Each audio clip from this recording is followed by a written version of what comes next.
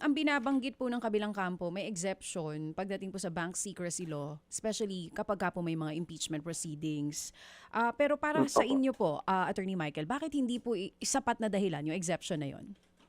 Because the fact na meron pong impeachment, hindi naman po automatic na basta may impeachment, pwede mo na buksan yung bank accounts.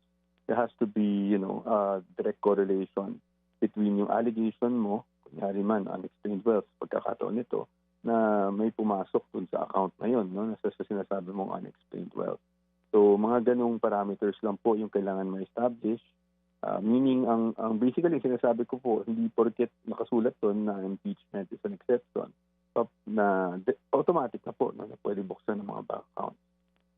Ang hiling niyo po totally ay ibasura ng ng impeachment court yung hiling nila na ipakita yung bank at BIR records ni VP Sara maging po ng asawa niya na si Attorney Mans Carpio. Pero hypothetical question, Attorney Michael, kung sakali po bang baguhin nila yung hinihingi nila at ang hingi na lang nila ay yung time na siya po ay Vice President, will the defense team allow it?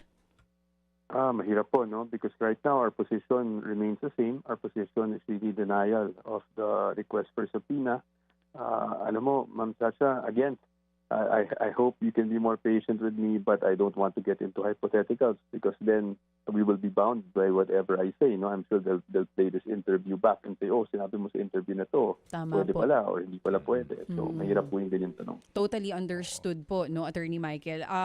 Yung pong binabanggit nyo, Attorney, na masyadong malawak yung hinihinging records nitong kabilang kampo, dapat mapakita nila definiteness at yung relevance nitong mga hinihingi Opo. nila dito po sa impeachment case na ito.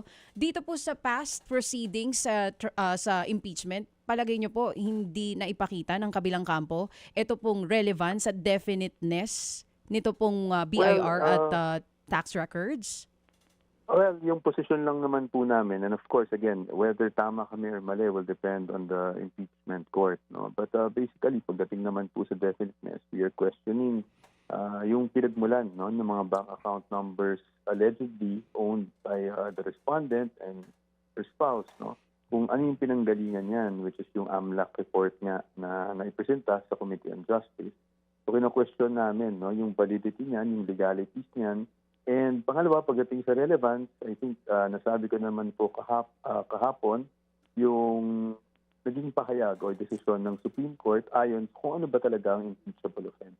Mga kapatid, patuloy po kayong tumutok sa 105.9 True FM para sa totoong balita, impormasyon, music and entertainment. Mag-subscribe sa aming YouTube channel at podcast at sundan nyo kami sa Facebook, Instagram, X at TikTok sa True Network PH. Bisitahin din po ang aming official website, truefm.ph.